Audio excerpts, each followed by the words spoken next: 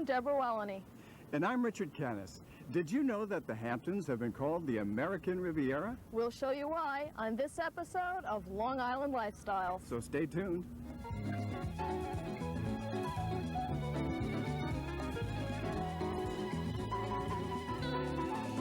When I think of the Hamptons, Richard, I think of a playground for the jet set. It kind of conjures up images of Grace Kelly and Cary Grant on the Riviera and that exciting Hitchcock thriller, To Catch a Thief. Oh, I remember that one, Deborah, and you're right. I'm sure that the summer season brings more millionaires and celebrities out to the Hamptons than to any other resort in America. The Hamptons have been called the American Riviera, but one thing's for sure. This beautiful Long Island sand is a lot easier on your feet than the pebbles and rocks found along the Mediterranean. And these are among the most beautiful beaches in the world. And they've got some great names, too, like Castaways Beach, Hot Dog Beach, Morgan's Whitecap, Little Albert's Landing, Flying Point Beach, and Poor Man's Beach. Wow, with names like that, I'm sure they have great stories to go along with them. They really do, but unfortunately, we don't have enough time to talk about all of them here. But what I can say is that Poor Man's Beach got its name because it adjoins the very exclusive Bridgehampton Beach Club. Well, I guess we know what beach Richard's going to after the show. Most people who come out to enjoy the East End think of the Hamptons as one continuous stretch of geography, but it should be noted that it consists of two separate townships. That's right, Richard.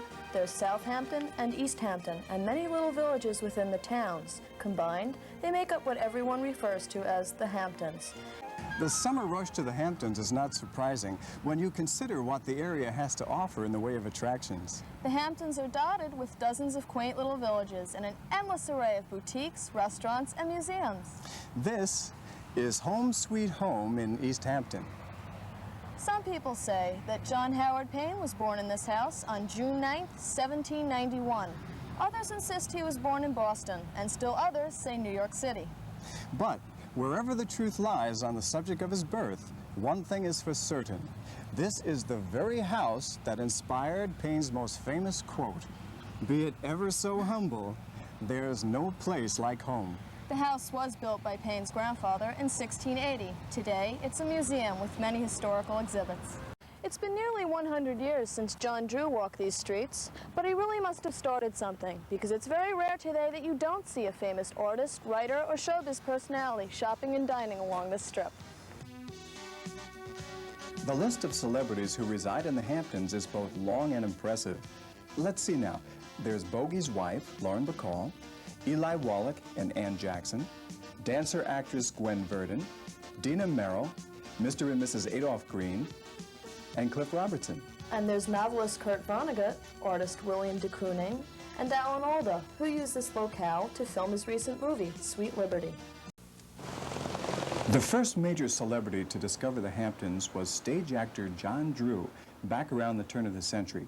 John Drew was often accompanied by his niece, Ethel Barrymore.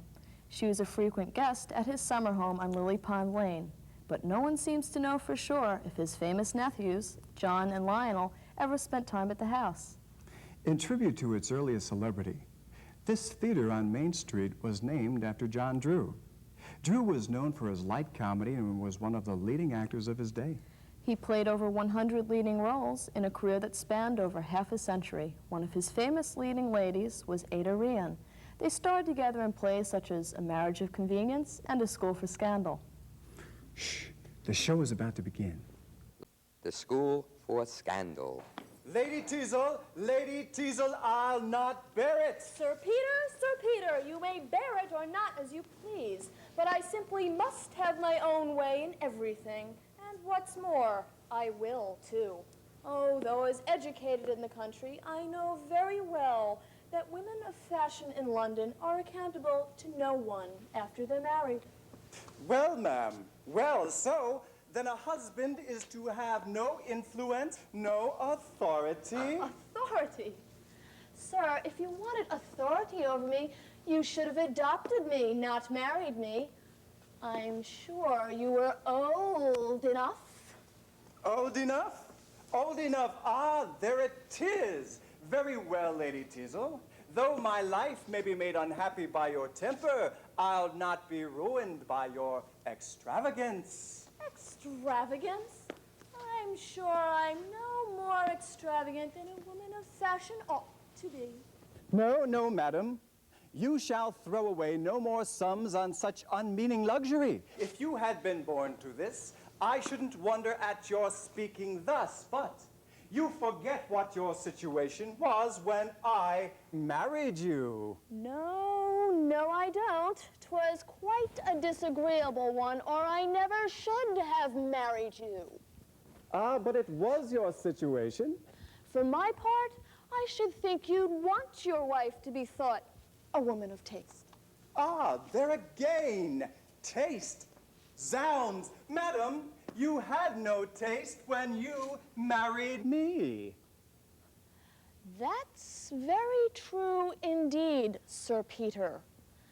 Now, after I have married you, I suppose I should pretend never to taste again.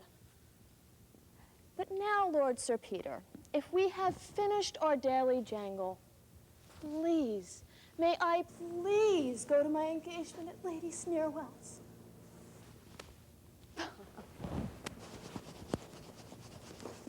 Sir, I have gained much by my intended expostulation. Yet, with what a charming air she contradicts everything I say, and how pleasing the way she shows her contempt for my authority. Well, though I can't make her love me, there is great satisfaction in quarreling with her. And I think she never appears to such advantage as when she is doing everything in her power to plague me.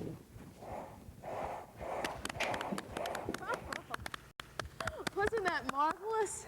It was as if we were actually taken back over 80 years. You know, Deborah, it really was, and you'd have to agree with me, that actor was really marvelous. Oh, Richard.